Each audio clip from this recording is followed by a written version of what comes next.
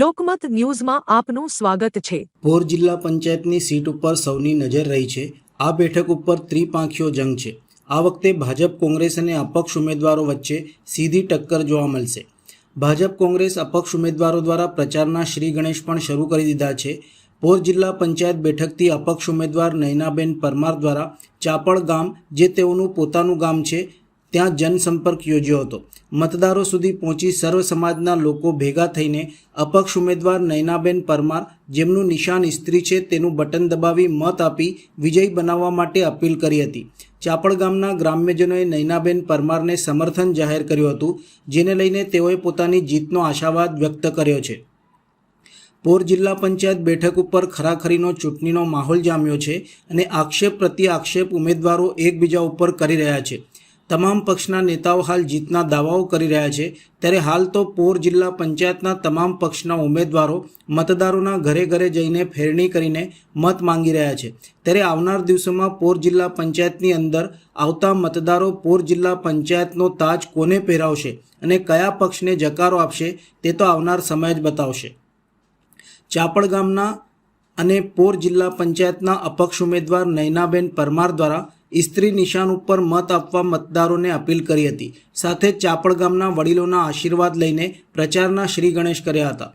પોર જિલ્લા પંચાયત અપક્ષ ઉમેદવાર નયનાબેન પરમાર દ્વારા મીડિયાને જણાવ્યું હતું કે આવનાર દિવસોમાં રીલ નહીં, રિયાલિટી જોઈને મતદારો મત આપશે।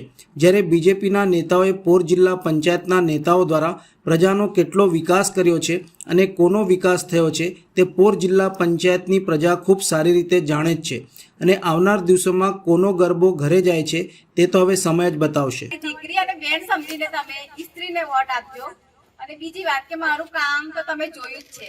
તમે મને કોઈ દિવસ બોલતા તો નહીં સાંભળી, પણ મારું કામ તો તમે જોયું છે। મેં સમર્થન તો મળવાનું જ ને, ગામના છે બરાબર। કોઈ પણ જગ્યાએ જશે તો શું કહેશે, તમારા ગામના ઉમેદવાર નયનાબેન, પછી કહેશે તમારા ગામના ઉમેદવાર હારશે તો કોણ હારશે? ગામ હારશે, નયનાબેન નહીં હારે।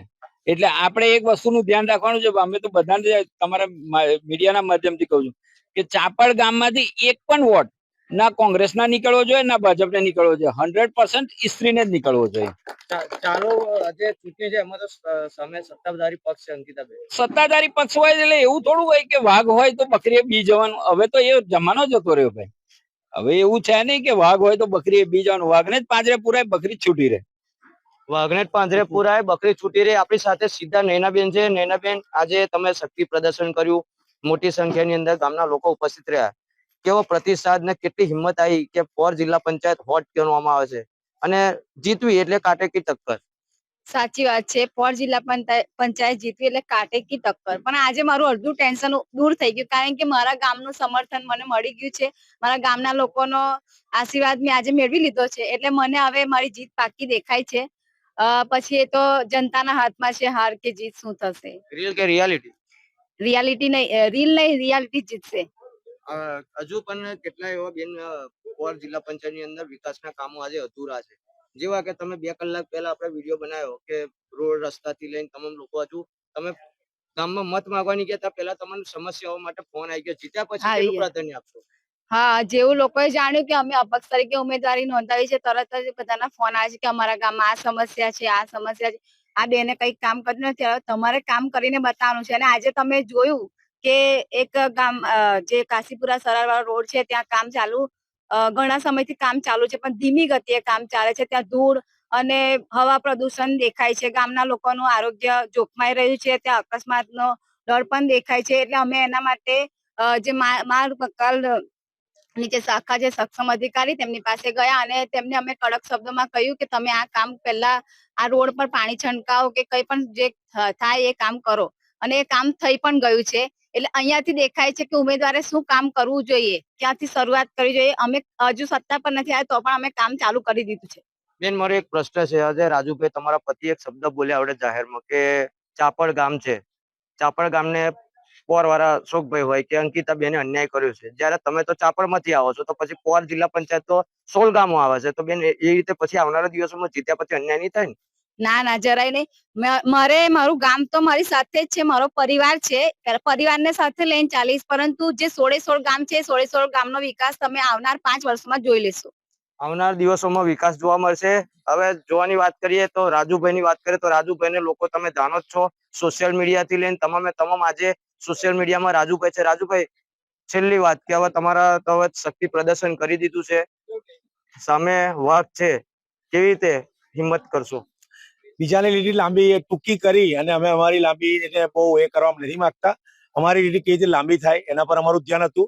સૌ પ્રથમ કહેવત છે ને કે ભાઈ ઘર હાચવે તો ગામ હચવાય અને ગામ હાચવો તો આગળ જવાય. એટલે અમે જે કંઈક પ્રચારની માધ્યમ હતું એટલે સૌ પ્રથમ અમારા ગામના દરેક સમાજના લોકો આજે અહીંયા આગળ સતપાલ મંદિરના મટાંગણમાં ભેગા કર્યા, એમના આશીર્વાદ લીધા અને એમને ખાતરી પણ આપી કે ભૂતકાળની કદાચ કોઈ ભૂલચૂક હોય તો એ ભૂલની જે કંઈક હોય એનું કશું પુનરાવર્તન નહીં થાય.